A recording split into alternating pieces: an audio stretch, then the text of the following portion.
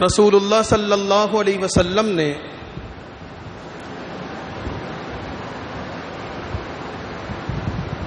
مسلمانوں کو اور علم کو ایک دوسرے کے ساتھ لازم قرار دیا ہے، اور یہ بات ارشاد فرمائی ہے، طلب العلم فریضۃ علی کل مسلم و مسلمۃ،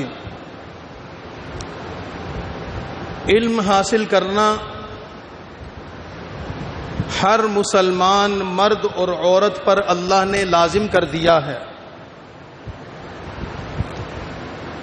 یہاں علم سے مراد کون سا علم ہے؟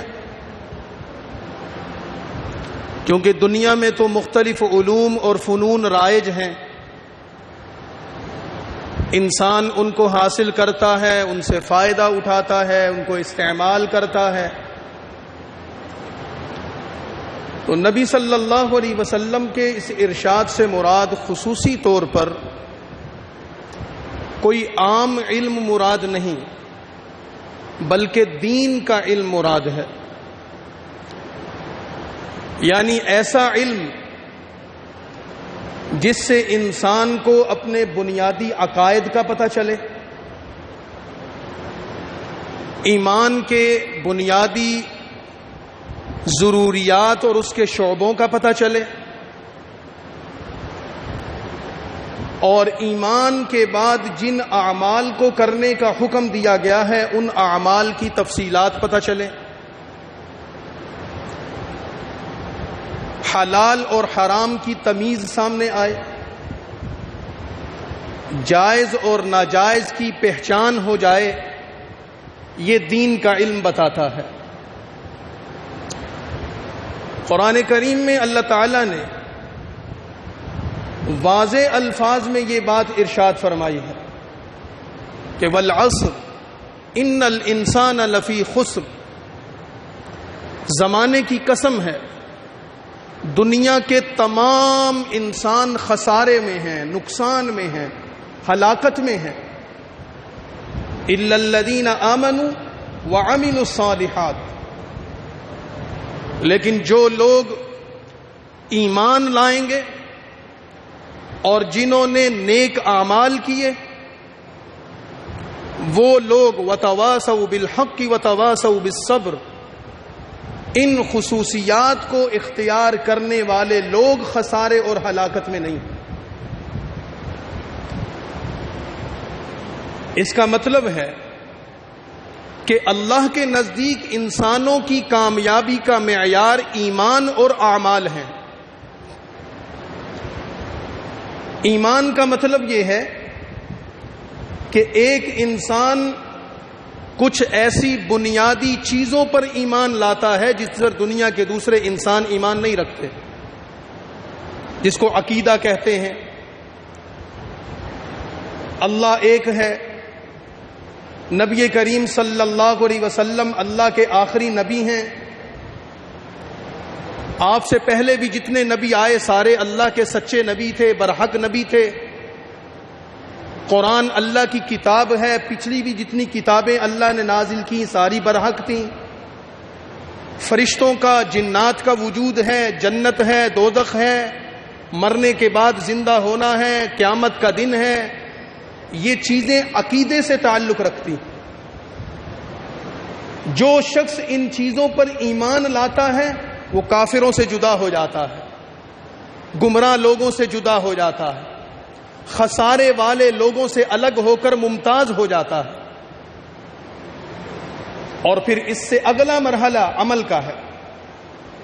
اللہ تعالیٰ نے جن اعمال کو کرنے کا حکم دیا، نماز پڑھو، روزہ رکھو، زکوٰۃ دو، حج کرو، اللہ کے دیگر احکامات ہیں حلال اور حرام پر عمل پیرا ہو جاؤ، یہ ساری کی ساری چیزیں کرنے کی ہیں یا کچھ چیزیں نہ کرنے کی ہیں، چھوڑنے کی ہیں۔ اللہ کے بتائے ہوئے کاموں کو کرنا، اللہ کی منع کی ہوئی چیزوں سے بچ کر زندگی گزارنا، یہ اعمال سے تعلق رکھتا۔ ایک مسلمان کے لیے یہ چیز ضروری ہے کہ وہ اتنا علم حاصل کرے کہ اس کو اپنے عقیدے کا پتہ چلے کہ میرا ایمان ہے کیا. اور ایک مسلمان کے لیے یہ علم حاصل کرنا ضروری ہے کہ وہ ان اعمال کو سمجھے جن اعمال کو کرنے کا اللہ نے حکم دیا ہے، کہ اعمال صحیح طریقے سے کیسے ادا ہوں گے، غلطی سے کیسے بچ سکوں گا، حرام کو کیسے سمجھوں گا، حلال کو کیسے سمجھوں گا، حلال اور حرام کا فرق کیسے حاصل ہوگا، جائز اور ناجائز کی تمیز کیسے پتہ چلے گی. تو اپنے ایمان کو جانچنے کے لیے، اپنے اعمال کو صحیح کرنے کے لیے انسان کو علم کی ضرورت ہے. اور جو علم ہمیں ایمان کی سمجھ دیتا ہے، جو علم ہمیں اعمال کی سمجھ دیتا ہے، ایمان کی سمجھ دے کر وہ ہمیں دائرہ اسلام میں داخل کر دیتا ہے، اعمال کی سمجھ دے کر ہمیں نیک اور صالح مسلمان بنا دیتا ہے، وہ علم دین کا علم ہے جس کو نبی کریم صلی اللہ علیہ وسلم نے امت کو سکھایا، اور امت نے اس سلسلے کو سنبھال کر اپنی آنے والی نسلوں تک منتقل کیا ہے. اس وجہ سے نبی کریم صلی اللہ علیہ وسلم نے اپنا ایک تعارف یہ بتایا ہے، انما بعثت معلما، میں دنیا میں انسانوں کے لیے معلم یعنی استاد بنا کر بھیجا گیا ہوں، میں تمہارا استاد ہوں.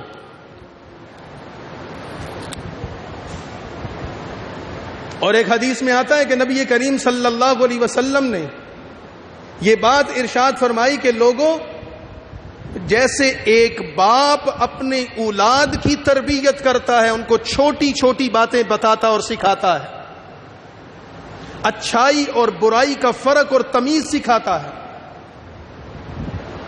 جیسے ایک استاد اپنی اولاد کے لیے خیرخواہ ہوتا ہے اور ایک باپ اپنی اولاد کے لیے خیرخواہ ہوتا ہے اور ان کو اچھائی اور برائی کا فرق سمجھا کر ان کی تربیت کرتا ہے، اسی طرح میں بھی تمہارے لیے ایک روحانی باپ کی طرح تمہارا ایک معلم و استاد ہوں، تمہیں چھوٹی چھوٹی بات سکھانے اور سمجھانے کے لیے آیا ہوں تاکہ تمہارا ایمان بھی درست ہو جائے، تمہارا عمل بھی درست ہو جائے.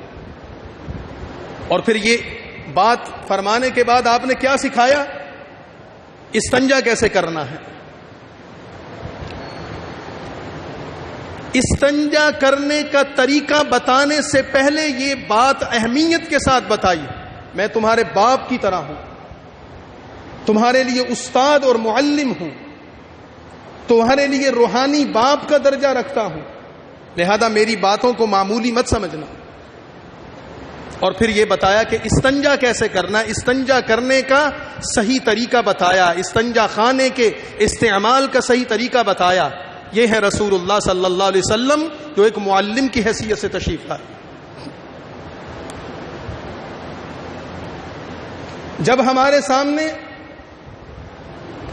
رسول اللہ صلی اللہ علیہ وسلم کا یہ تعارف آتا ہے کہ آپ ایک معلم اور استاد ہیں، تو پھر ایک معلم اور استاد کے ساتھ کچھ اور چیزیں بھی جڑی ہوتی ہیں.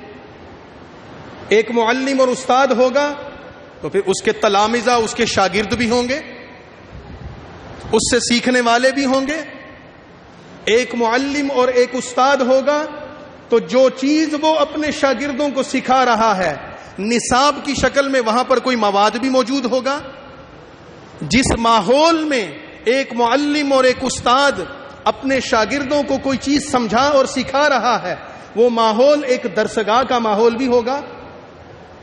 تو گویا کہ نبی کریم صلی اللہ علیہ وسلم کے اس ایک لفظی تعارف سے انما بعثت معلما، میں استاد ہوں، ایک درسگاہ کا تصور سامنے آ جاتا ہے. ایک درسگاہ موجود ہے، اس درسگاہ میں استاد ہیں، شاگرد ہیں، اس میں ایک استاد ہے، ایک نصاب ہے جس کو سیکھنے اور سکھانے کا عمل جاری ہے. یہ پورا کا پورا خاکہ یہ پوری کی پوری شکل اور تصور نبی کریم صلی اللہ علیہ وسلم ہمیں دے کر گئے، اپنی زندگی میں کر کے گئے، اور ہمیں صحابہ کرام کی زندگی سے قدم قدم پر رہنمائی مل جاتی ہے۔ کیسے ایک درسگاہ کا ماحول بنا، کیسے اللہ کے نبی کی خدمت میں ان کے شاگرد آئے، کیسے انہوں نے اللہ کے نبی سے دین کی تعلیم حاصل کی، اور کیسے انہوں نے ایمان اور اعمال کو سیکھ کر جائز اور ناجائز، حرام اور حلال کی تمیز کو سیکھ کر اپنی زندگی کو سنوارا۔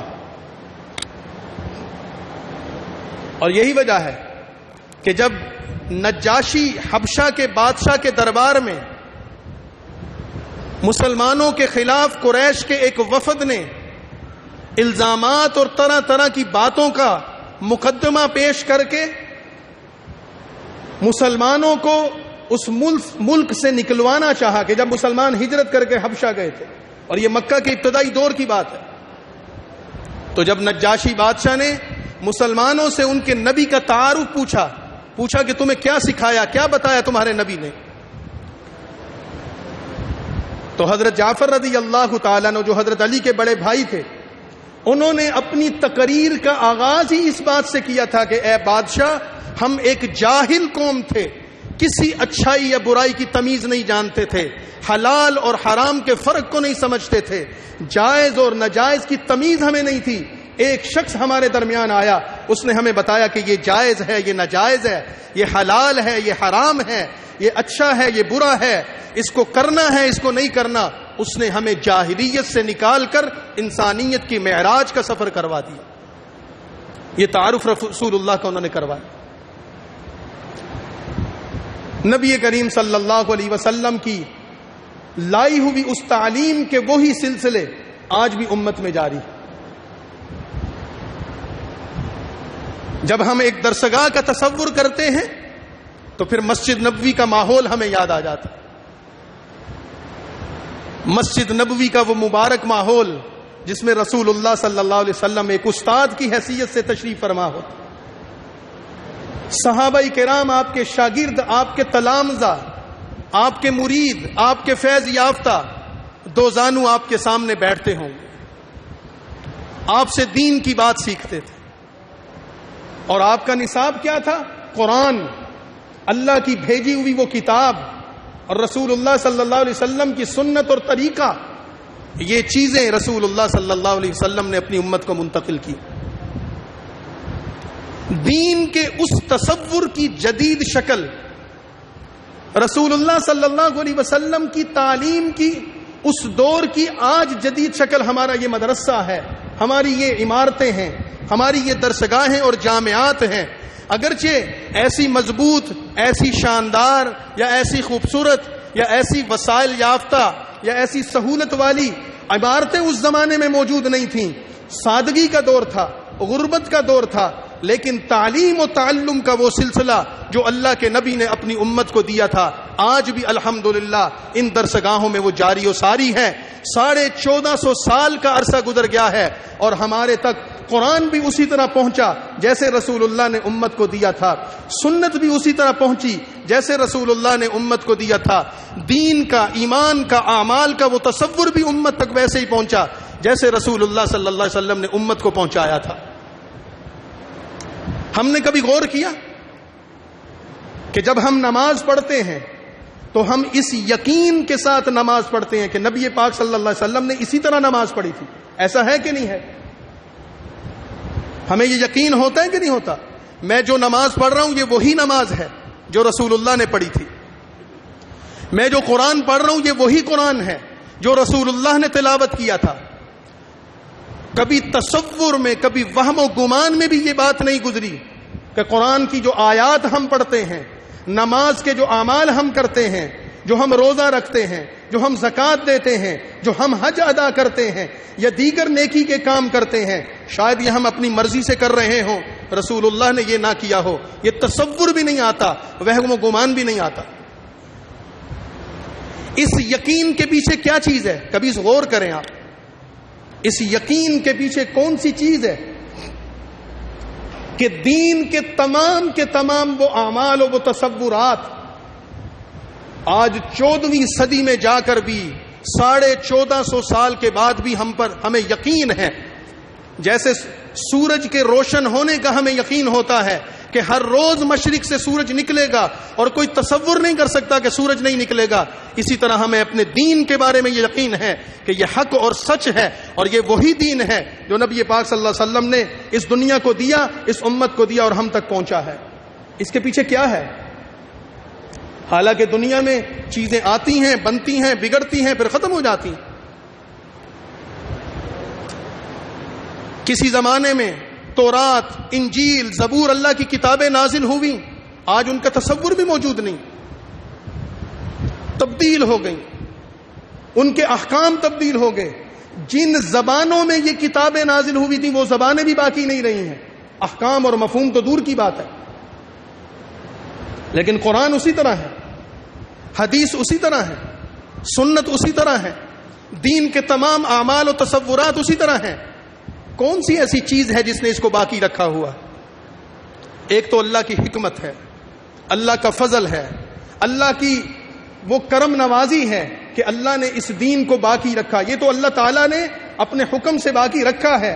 اگر اسباب کی دنیا میں اگر ہم غور کریں تو یہ تعلیم و تعلم، پڑھنے اور پڑھانے، سیکھنے اور سکھانے، دین کی تعلیم کے وہ سلسلے ہیں جس کے لیے امت نے محنت کر کے، اپنے آپ کو لگا کے، کھپا کے، اللہ کے نبی کی اس تعلیم کی حفاظت کر کے اس کو امت تک پہنچایا ہے۔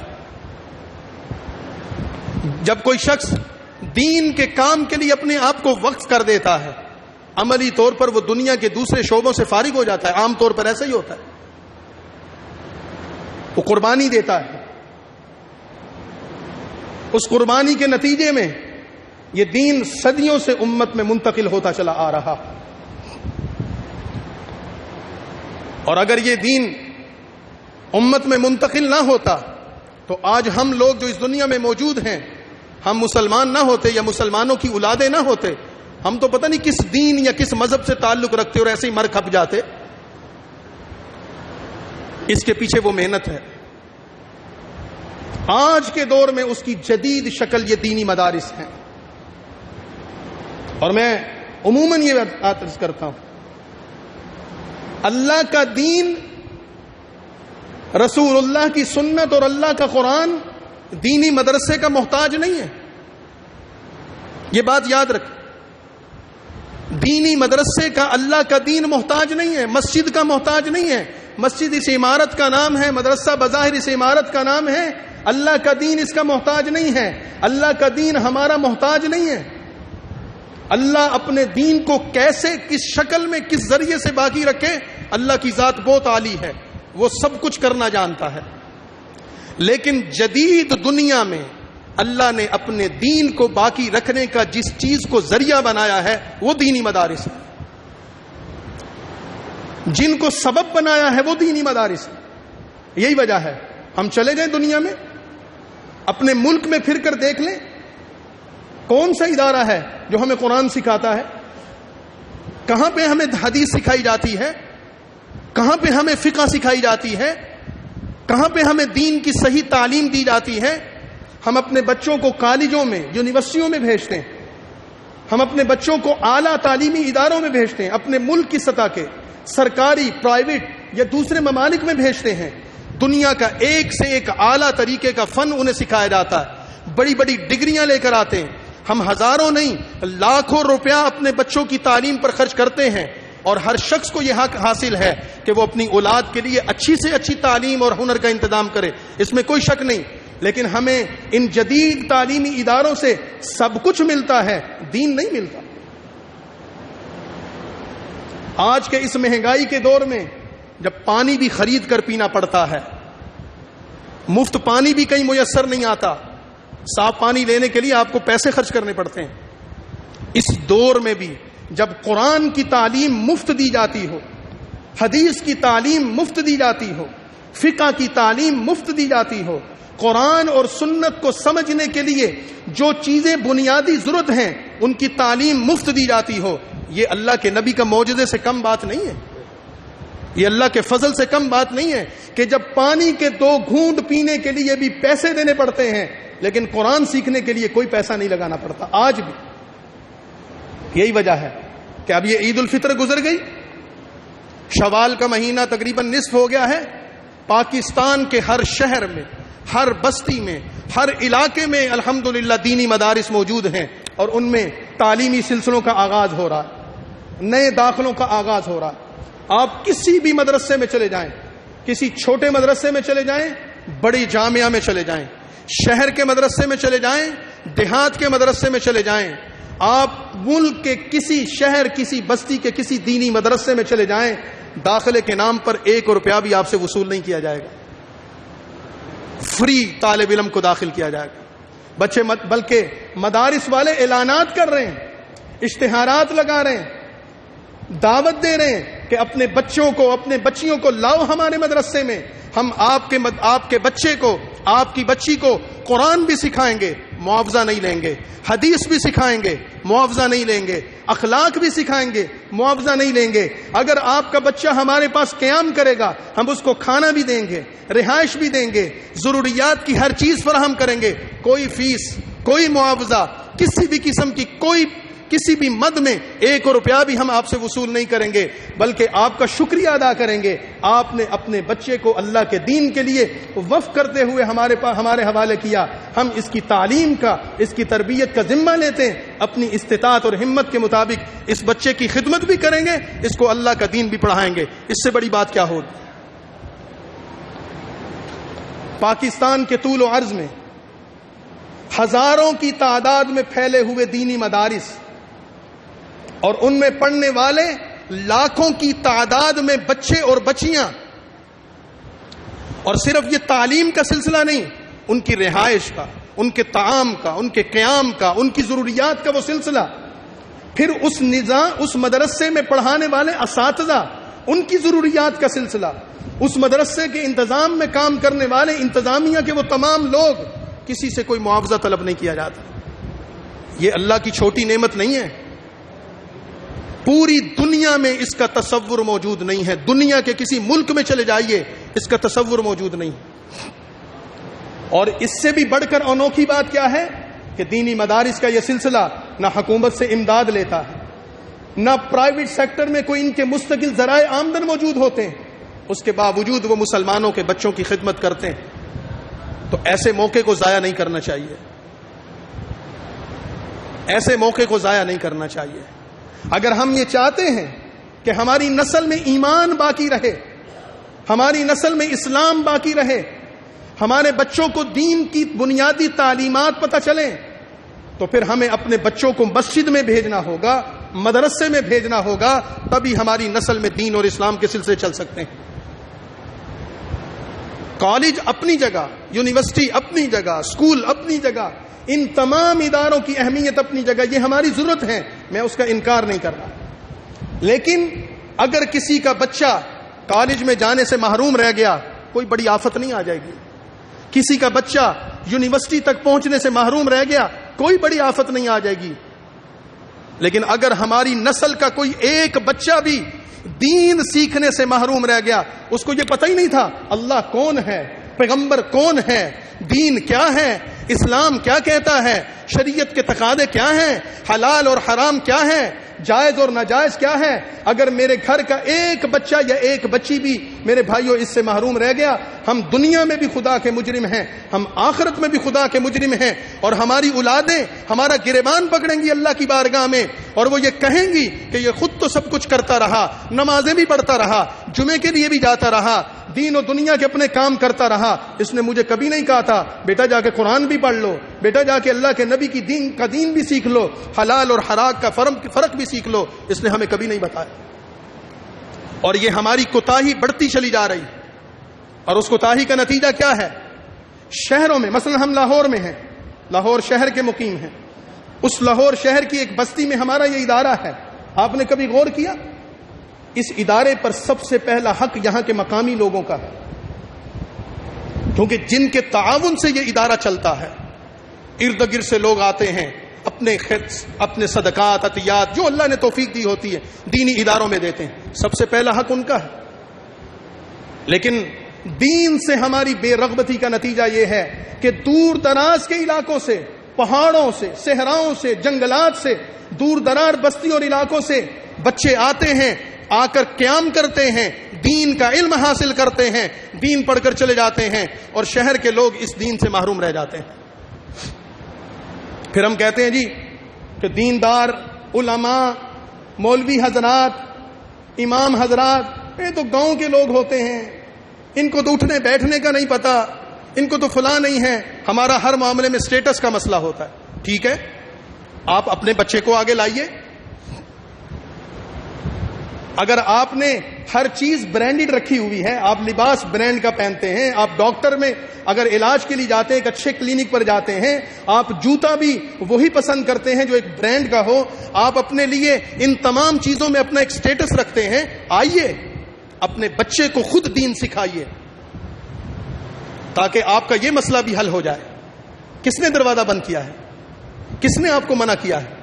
منبر رسول سے میں ایک ذمہ دار ہو کر آپ کو دعوت دے رہا ہوں، لائیے اپنے بچے کو، اس کو دین سکھائیے، اس کو قرآن سکھائیے، اس کو سنت سکھائیے، شریعت کا علم سکھائیے، تاکہ اس معاملے میں بھی آپ خود کفیل ہو جائیں۔ جب آپ کے گھر میں ڈاکٹر ہوتا ہے، آپ کسی کلینک پر فون نہیں کرتے، اپنے بیٹے پر اعتماد کرتے ہیں۔ کل کو آپ کے گھر میں کوئی ایسی ضرورت پیش آ جائے، دین کی ضروریات بچے کی پیدائش سے لے کے ہمارے وفات تک ہمارے ساتھ رہتی ہیں، اس میں بھی ہم اپنے گھر کے بچے پر اعتماد کرتے ہوئے دین کا مسئلہ اس سے پوچھیں، دین کی رہنمائی اس سے لیں۔ تو دینی مدرسے میں داخلوں کا سلسلہ شروع ہے، یہ دن داخلوں کے ہیں۔ آپ اپنے بچوں کو، اپنی بچیوں کو اس ادارے میں داخل کیجئے۔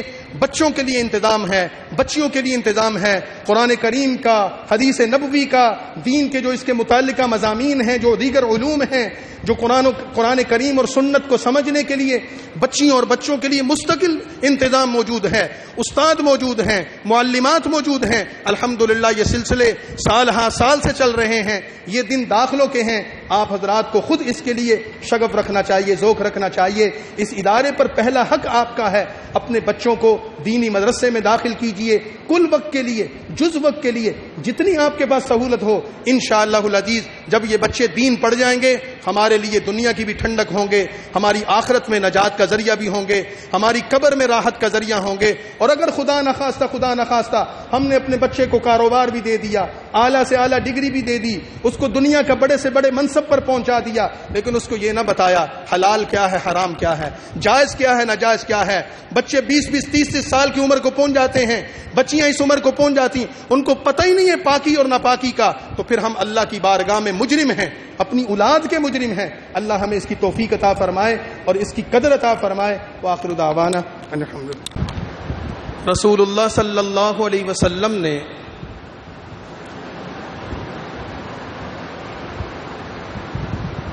مسلمانوں کو اور